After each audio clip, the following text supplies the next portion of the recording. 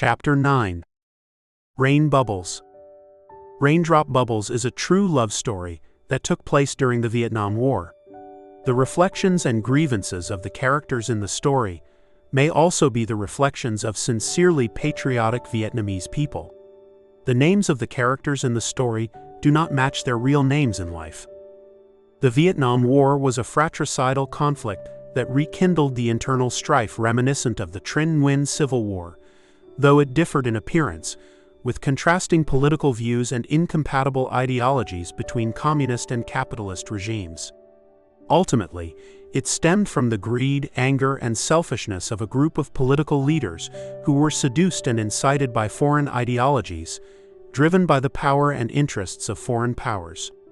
The end of the war on April 30, 1975, marked the beginning of a period of upheaval and destruction of the normal way of life for families in South Vietnam, with some weeping for their sons who were imprisoned, and others sorrowfully parting ways to escape by boat. These were the confessions of an HO friend, La Von Tam, a former captain and pilot in the Republic of Vietnam Air Force.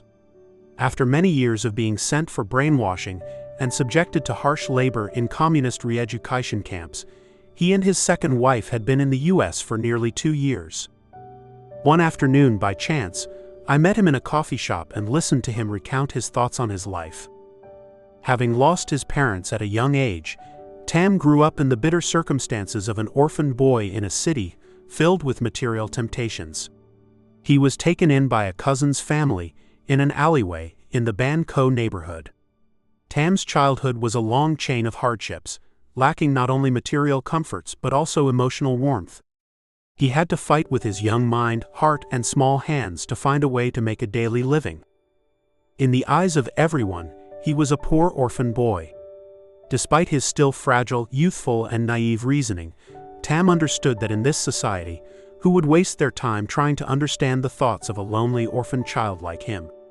He accepted and was ready to endure his daily life. No matter how stormy or rainy it was, he had to get up very early, ride his bike to deliver newspapers to over 50 homes in the neighborhood, and then stop by a street vendor on the way back to quickly buy a baguette, stuff it with a handful of yellow sugar, and head off to school.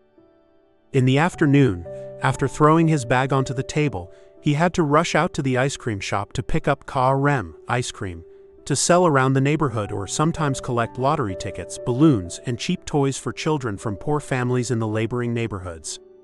These were his daily jobs when he was about 14 or 15 years old. The days passed by as the rainy and dry seasons alternated. His peers gradually joined the army to fulfill their military duties, while Tam, luckier than others, was exempted from service to continue his final year of high school. By then, Tam's work was somewhat easier. He had found a job tutoring a few children at their homes, so he no longer had to struggle as he had in the past. However, he still maintained his newspaper delivery job for the loyal customers he had served for many years. Heaven does not disappoint those who persevere. His efforts, endurance, and determination were rewarded handsomely when, at the end of that year, he passed the high school graduation exam with honors. The Vietnam War had started to spread, and news of intense battles was broadcast repeatedly on Saigon's radio stations, military stations, and in the newspapers daily. Tam knew he could no longer continue his studies at the university level, so he had to decide on a path for his future. After many sleepless nights torn between two choices, whether to find a job immediately to ease the hardships of life while waiting for the draft to 2 Duck Reserve Officers School, or to volunteer right away for the Navy, Army, or Air Force, he finally made his decision. Not long after, on a Saturday morning, as usual, he was still riding his bike to deliver newspapers. While he was busy rolling up the newspapers to throw in front of customers' doors, he was startled to hear someone calling his name loudly. "Hey Tam, are you still delivering newspapers? You're a bachelor now, and you haven't changed jobs yet?" Startled, he turned around and with a wide-eyed look, immediately recognized the young man standing in front of him, dressed in a military uniform, looking heroic. It was Trung, yes, Nguyen Von Trung, who had been in Class 12B 2 years ago. Trung lived in the upper neighborhood, in an area where Tam often delivered newspapers, while Tam lived in the lower neighborhood. The two only knew each other from school and hadn't had the chance to become closer. "Oh, Trung, you've joined the military? No wonder I haven't seen you around here. You look so gallant. You must be a student officer in the Air Force, right?" "Yes, I joined the Air Force almost 5 months ago. Today is my first day of leave to visit my home." "Have you not found a job yet?" "I'm still undecided whether to find a job or join the military. I don't know which branch of the military would suit me." "What field did you choose in the Air Force?" "I chose the pilot field." Hearing the words pilot, Tam suddenly remembered something in his subconscious, and his eyes seemed to light up. "Oh, I've heard many friends talk about the book Life of a Pilot by Tone Fong. Most young people dream of such a heroic life." After a brief chat about the stages of training that Trung recounted, the two school friends temporarily parted ways. 2 months later, Tam was at the NHA Trang Training Center. Trung was now his senior, having just received orders from the government to go to the US for flight training. After 3 months of basic military training, Tam was awarded the Alpha insignia and granted special leave for 3 days to visit his sick cousin in Saigon. By now, Tam was no longer the 13 or 14-year-old boy delivering newspapers or selling ka rem around the laboring neighborhoods in the rain or enduring pitiful looks from passers-by. Gone were the days when he struggled to blow up balloons that sometimes seemed bigger than him, trying to sell them to children in the neighborhood. Today Tam was a tall, handsome, and mature young man. His future was bright, and he was on track to become one of the officers in the Republic of Vietnam Armed Forces. Looking back on his life, it was a dark tunnel, but ahead was a radiant sun full of light and hope. As he walked into his old neighborhood where he once lived, the children, seeing him in his military uniform, which was so different from before, ran up to him, laughing and asking questions. The neighbors, who had known him for a long time, praised him for being ambitious, and he felt very proud, being warmly and affectionately welcomed back. "Tam, you look so gallant." A sweet, gentle voice, just loud enough to hear, came from a girl standing near the front door. Still busy answering the curious children in the neighborhood, Tam quickly turned around and was immediately met with a warm smile from a girl who shyly stood half hidden behind the front door of a nearby house. "Oh, Lone, how are you? Still attending school at Za Long?" "Yes, I'm at home today because it's the weekend." "How long are you on leave, Tam?" "Just a few days, Lone." Lone was a senior student at Za Long High School. Her family had moved to a brick house at the entrance of the alley about 2 years ago. It was said that her father was a building contractor and doing very well in business. In the past, Tam often rode his bike past this house on his way to deliver newspapers or go to school, sometimes sneaking a glance through the window and catching Lone brushing her hair and getting ready for school. They would smile at each other in passing, but that was all. Because of his poor and orphan status, Tam didn't dare to approach Lone. Tam's love life was in essence empty. He had many dreams like any other young man, and when he stood in front of a girl, he felt his heart beat faster. But to him, love was a luxury that only the rich could afford.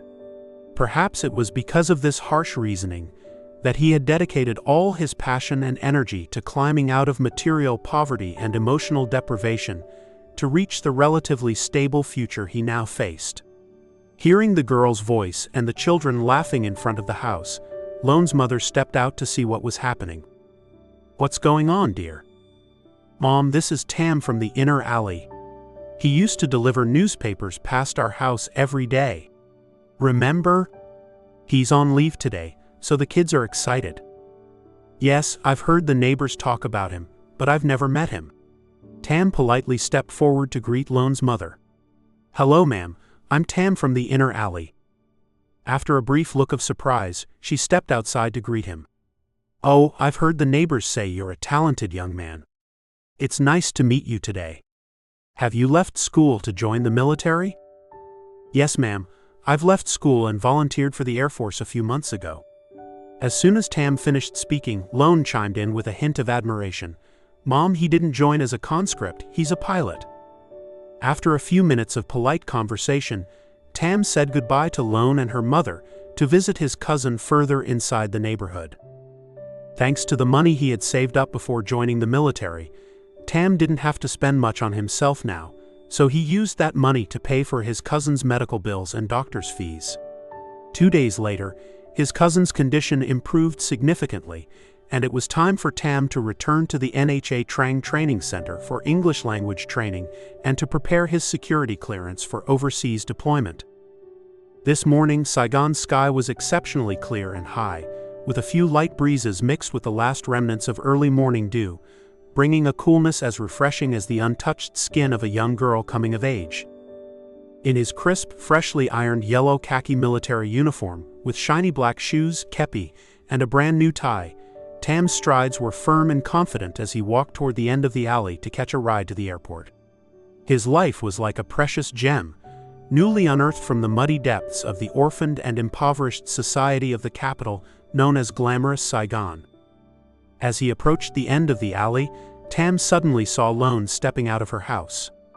Knowing for sure that he would return to his unit today, she had been waiting for this moment for several days, so she spoke first. "Are you heading back to NHA Trang today, Tam?" "Hello, Lone." "Yes, my leave is over, so I have to return to the unit. Take care of yourself."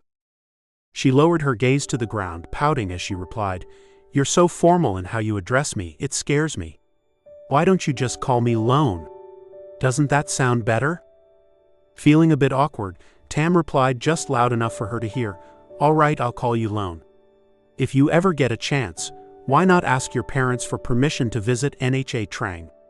The scenery there is beautiful, the sea is much cleaner and clearer than in Vung Tau." Lone didn't answer immediately. Her cheeks suddenly flushed a rosy hue, making her look even more charming. Her hands were tightly clasped in front of her chest as she glanced around, checking to see if anyone was watching or listening, then quietly said just loud enough for Tam to hear, "Write to me, okay? Yes, it's quite lonely out there since I don't know anyone. I'll write and tell you about NHA Trang, all right?" A bridge of affection was beginning to form. A flower of love was about to bloom. Tam felt that life was beautiful and full of happiness. He wanted to shout out loud to thank the heavens. For the first time he had sensed and felt the sweet taste of love, though it was only in its early stages. Back at the NHA Trang Training Center, he felt invigorated and couldn't believe how quickly his love life had changed. The innocent, childish dreams of the girl from the beginning of the alley had become a reality. Tam had noticed Lone ever since her family moved into the new house at the entrance of the alley, but he had always kept his feelings hidden, fearing that his unstable situation would prevent him from pursuing her. Meanwhile, Lone only knew Tam through the neighborhood children, and from seeing him ride his bicycle past her house on his way to school or tutoring a few students in the upper neighborhood. She admired his patience and perseverance but had only smiled politely when they crossed paths, never having the chance to get to know him better. In the first few weeks, Tam's letters to Lone were mostly about the beautiful natural scenery of Hun Chong, Phat Ba, Zombong, etc., as he was too shy to express his true feelings to her. After several months of exchanging letters, Tam received orders to go to the United States for flight training, so he prepared his belongings to report to the Air Force Command and complete the necessary paperwork for his departure. He didn't forget to send an urgent letter to Lone, informing her of his departure from the training center and advising her to stop sending letters to NHA Trang. The Dakota C-47 transport plane of the Republic of Vietnam Air Force had just landed at Ton Son Yacht Airport. As soon as it taxied to the parking area, Tam, with his Ba Lo backpack, was ready at the main door to step outside. Today, the sunny Saigon weather reminded Tam of the scorching summer days at the training center, where he had to carry a rifle, crawl on the sand, or practice marching to the correct rhythm on the training grounds at the end of the runway at NHA Trang Airport during basic military training. The Air Force pickup truck that took the passengers to the military air terminal at the Phi Long Gate had just come to a stop. Tam, somewhat absent-mindedly, picked up his backpack and followed the crowd out to the main road to find transportation home, when suddenly he heard a voice calling from behind. "Tam? Tam?" Caught off guard, Tam quickly turned around, almost in disbelief. He recognized Lone and her friend, standing by the entrance of the air terminal. Lone was smiling at Tam, her white áo dai, Vietnamese traditional dress, fluttering in the breeze, making her look as beautiful and innocent as an angel. "Oh Lone, when did you get here? How did you know I was here?" "How could I not know? Didn't you write to me about it, remember?" Turning to her friend, Lone introduced her. "Tam, this is Hong, my classmate." Tam politely nodded to Hong, then turned back to Lone and suggested, "How about we go out for breakfast together, Lone and Hong?" Hong looked at Lone and politely declined. "No Tam, you two go ahead. I'll head home. I already had breakfast earlier this morning." Then she winked at Lone, speaking just loud enough for her to hear, "My mission ends here, my friend." Tam pretended not to hear Hong's remark and said, "I'm really hungry. I haven't eaten since this morning. If you don't join us, I'll be disappointed."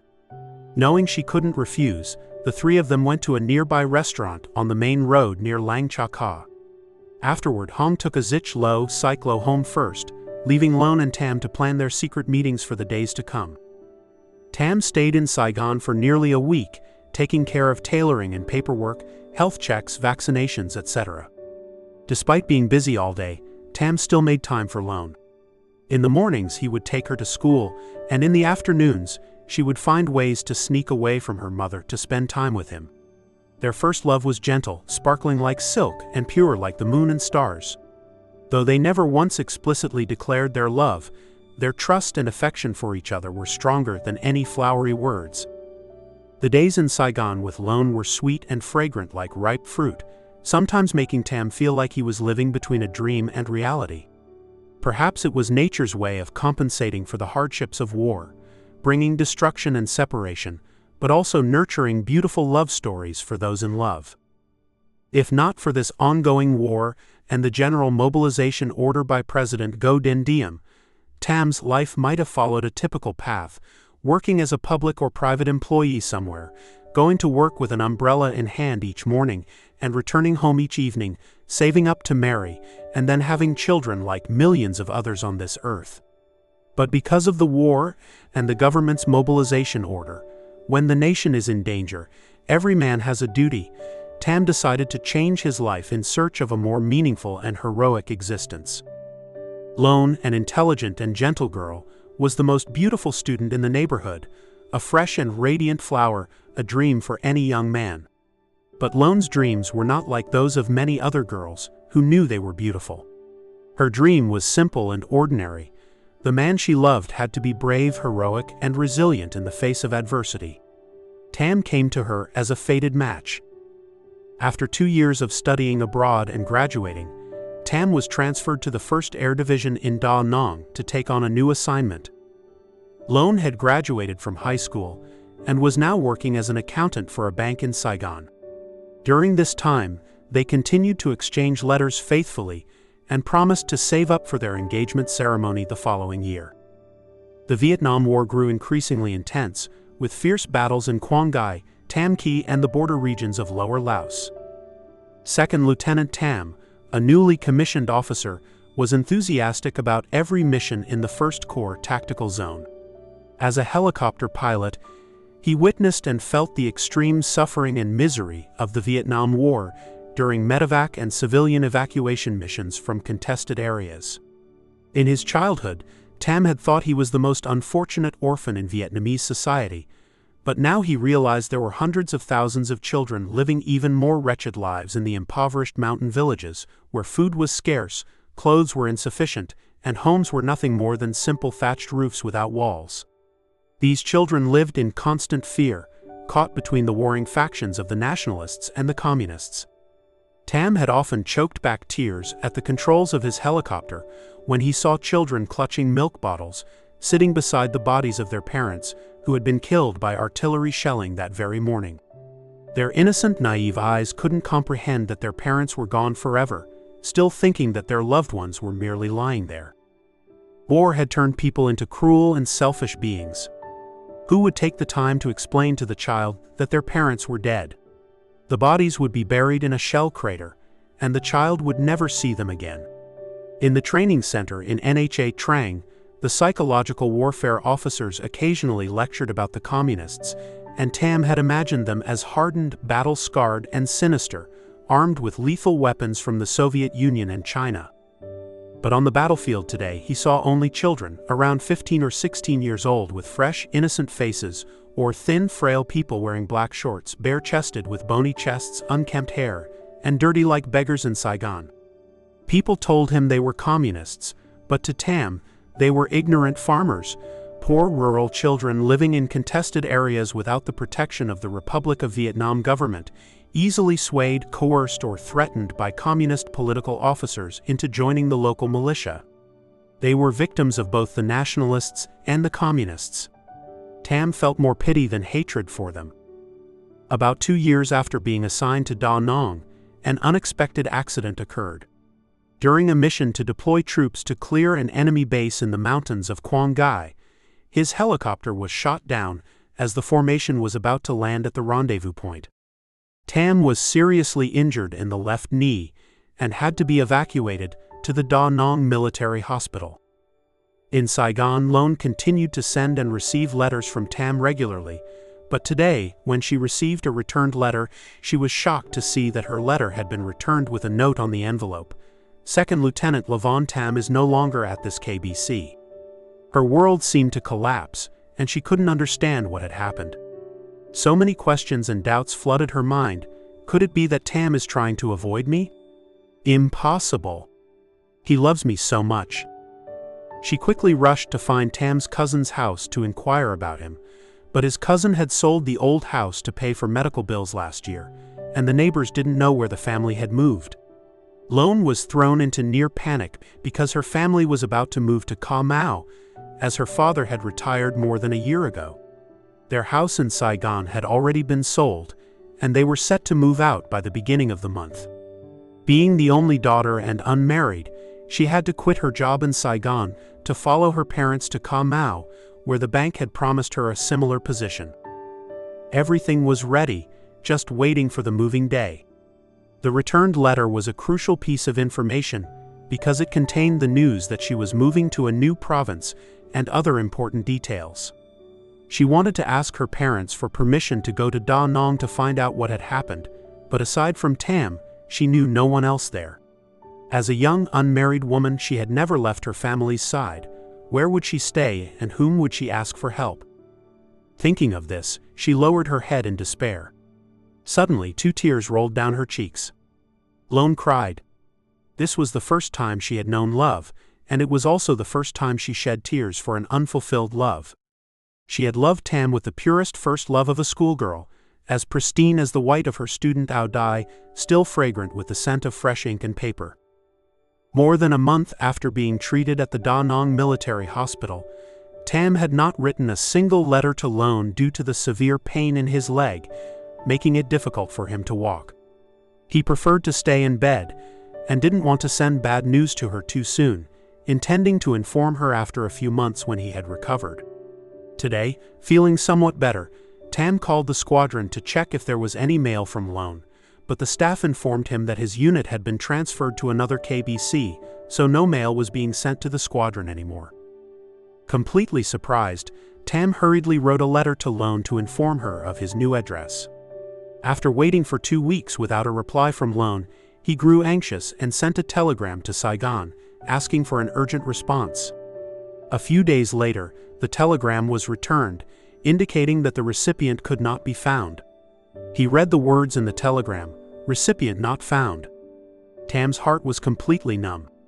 Hundreds of questions raced through his mind. What has happened to Lone? Tam wanted to return to Saigon to find Lone and explain that he had been injured, hospitalized, and unable to write to her due to the excruciating pain from his wound. He feared that Lone might have misunderstood and thought that Tam had intentionally forgotten her. That evening, when the senior doctor visited, Tam requested permission to be discharged and return to Saigon, but his request was denied due to his still healing wound. Any premature movement could cause the wound to reopen and become dangerously infected. Knowing that he couldn't leave the hospital as he had hoped, Tam called the squadron to see if any of his friends were flying to Saigon in the coming days. The duty officer reported that a lieutenant would be flying to Saigon for a routine medical checkup on Friday. Overjoyed, Tam wrote a long letter to Lone, clearly stating her home address, and asked the lieutenant to deliver the letter directly to her. After nearly a week in Saigon, the lieutenant returned to the unit and visited Tam at the hospital, reporting that Lone's house had been sold to someone else last month. The new owner had no information on where Lone's family had moved, only that the neighbors said they had moved to another province. Tam was devastated, taking back the letter from the lieutenant and collapsing onto the pillow with a deep sigh of despair. War is truly cruel and bitter. Tam had narrowly escaped death, a bullet fired by another Vietnamese, sharing the same bloodline, the same race, and a common history of 4,000 years of building and defending the nation. It was absurd to engage in such fratricidal slaughter, driven by a few individuals who had sold their souls, constantly justifying themselves as being more righteous than others, using foreign weapons to destroy their ancestral graves, tearing each other apart. Who were the victims of this war, of this destruction today? As Tam pondered this, he felt a sting in his eyes. In a moment of weakness, he cried. With these tears, he couldn't determine whether he was crying for his homeland or for himself, crying for a love that had just begun but was destroyed by the turmoil of war. Moments later, he fell into a restless sleep, filled with unanswered questions and concerns. 6 months later, with his wound mostly healed, Tam was discharged from the hospital and returned to the Air Force Command in Saigon. After a short period of rest to regain his strength, he was assigned to the 2nd Air Division in Nha Trang. Due to his injury, the flight surgeon grounded him. When he reported to the personnel office as a former pilot, he was assigned to be a liaison officer for an infantry division stationed in the Central Highlands. Pleiku, a city often described as eternally sad with red dust swirling and rainstorms blocking the way, was a poor town with simple houses and streets, almost forgotten, lying near the Vietnam-Cambodia border. People in Saigon thought of Pleiku as a frontier town, often mentioned in connection with battles like Duc Co Play Me, and as the location of the 2nd Tactical Zone Command. Tam had been stationed there for over 2 months. Aside from his daily routine duties, he mostly stayed in his room, reading newspapers or renting books to read. The half-body portrait of Lone that she had given him was enlarged and hung on the wall next to his metal bed. On weekends, alone in his empty room, he would often take out the letters Lone had sent him, read them again, carefully put them back into their envelopes, and then store them in the drawer. He would then lie back on his bed, rest his hand on his forehead, and gradually drift off to sleep, as if he were retreating into the memories of his old love. Lone's state of mind was no different. It had been over 8 months since she moved to Ca Mau. Her family now lived with her grandmother in a grand brick house on the outskirts of the province, as her father, being the eldest son, was responsible for taking care of his elderly mother and maintaining the ancestral shrine. Lone had resumed her job at the bank in the town center, and everything in the family was running smoothly. Her parents were comfortable and happy in the quiet countryside setting. In contrast, Lone felt a sense of emptiness. She missed the bustling scenes of Saigon, the sound of children laughing and playing at the end of the alley, but in reality she missed Tam the most. The other memories were just images of her old neighborhood in the Ban Co district. To put it more accurately, she was in love with Tam, placing all her hopes and trust in her first love. Sometimes during work she would suddenly become lost, as if in a trance, because her instincts told her that Tam was still alive and still loved her deeply. Then countless questions and doubts would flood her mind, ultimately leading her into a world with no way out. Today was the 23rd day of the lunar month, the day of the kitchen god's departure to heaven. The market and neighborhood activities seemed busier than usual. Tam was tidying up his room, organizing his belongings neatly. Just then, Tuan, who had just finished his shift in the division operations room, opened the door and walked in. "Hey Tam, when are you going back to Saigon on leave? Who told you I was going to Saigon for Tet? I heard they've already divided up the leave slots. But I'm not going anywhere." I gave my slot to Vu. Tuan scratched his head, puzzled, thinking to himself, huh? Is this guy crazy? Why wouldn't he go home to visit his family and girlfriend and have fun? Tuan and Tam were two Air Force friends, temporarily assigned to work with another unit, and since both were single, they stayed together in the officer's quarters on the Pleiku military base. If you're not going to Saigon, why don't you come to my aunt's place for Tet? My parents said they'd come up to visit the coffee plantation and spend Tet here.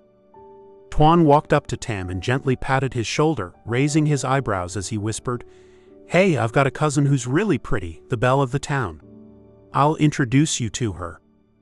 The weather in December on the highlands brought a special kind of cold, with mountain winds blowing from Laos, drying the skin and nearly cracking it during the early morning hours when the sun was still behind the hills, or during the twilight hours after the sun had set, with thick low white clouds hovering halfway up the mountains.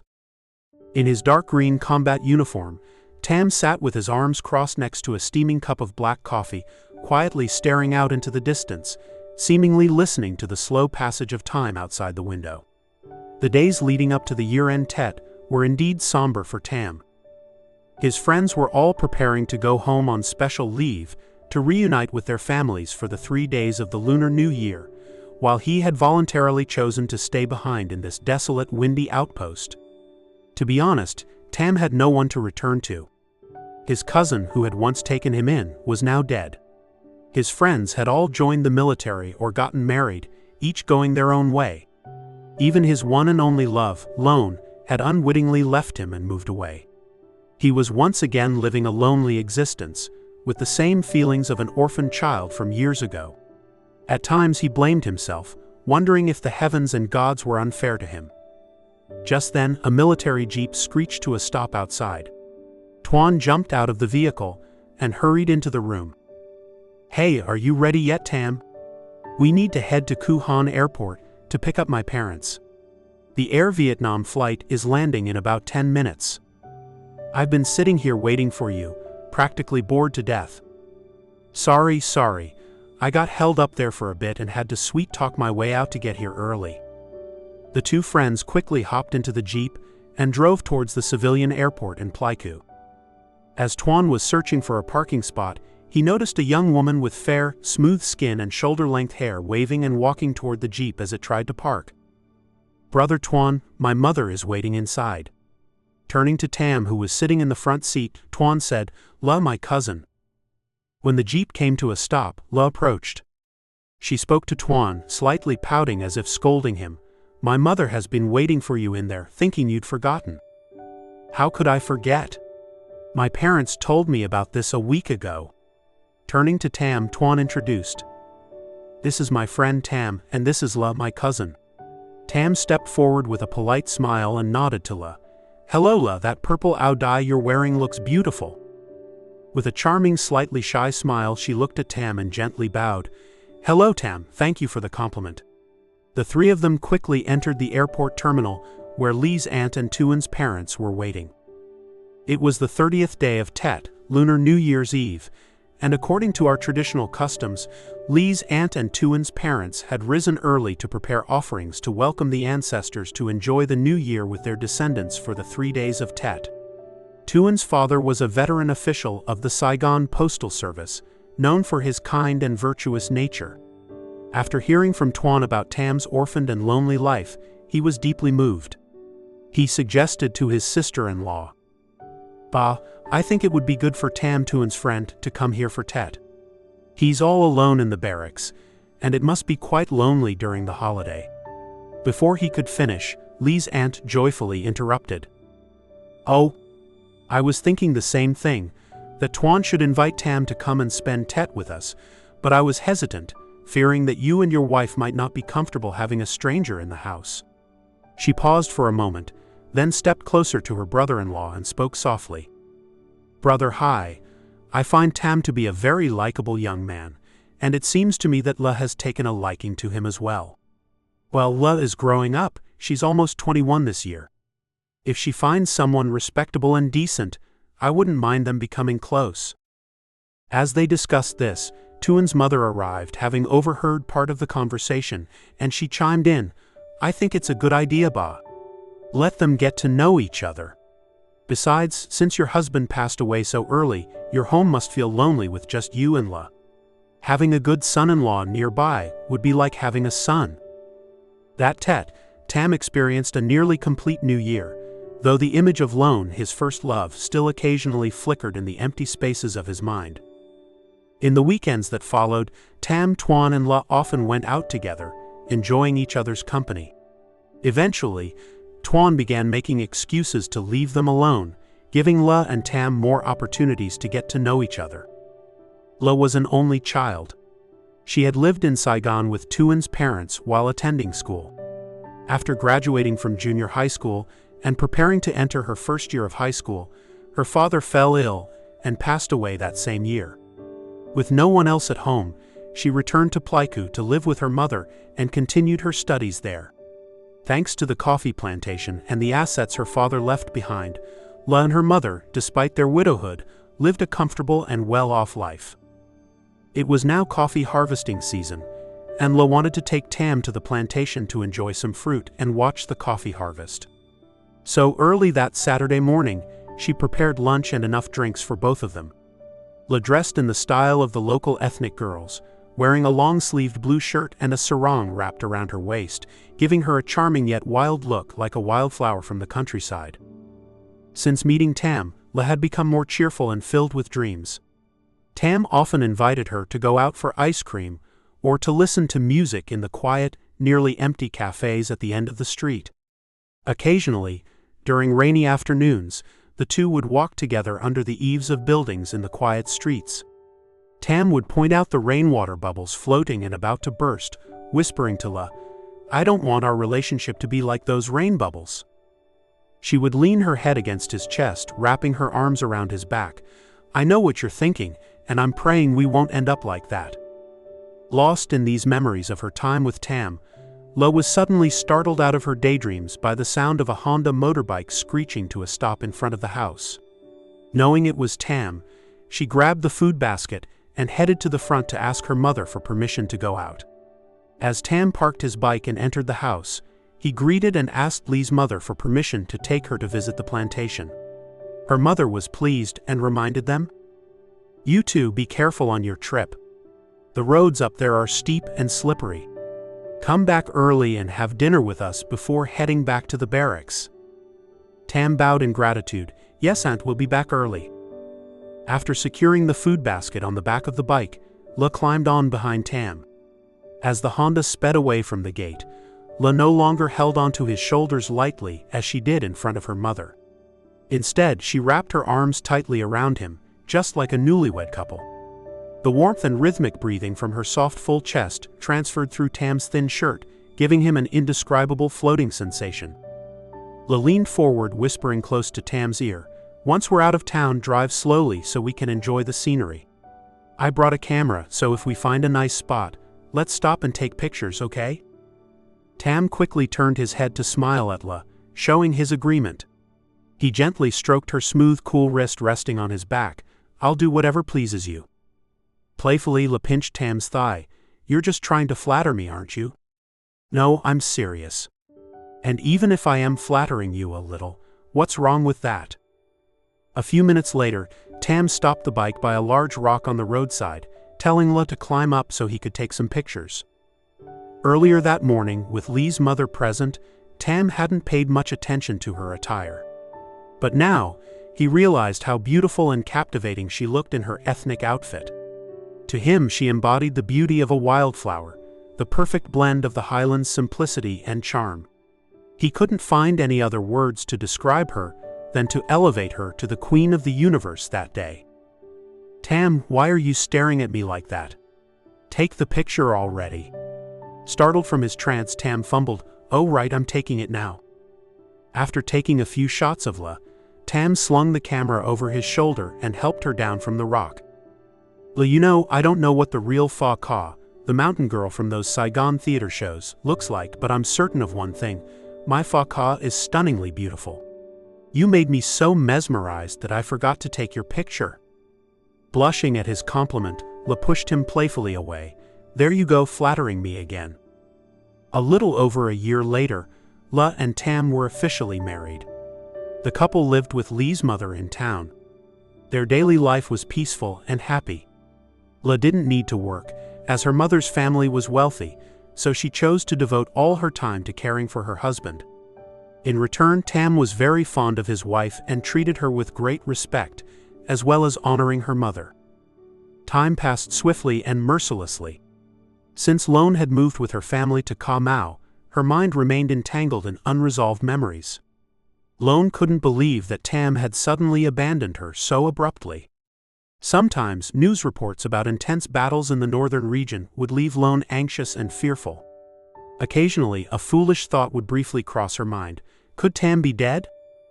When she thinks this, she panics and immediately dismisses the thought. We hope you enjoyed the excerpt from this chapter. The complete audiobook of The Last Flight Out by Nguyen Van Ba can be purchased on platforms like Google Play and others. Please subscribe to this channel for more content like this.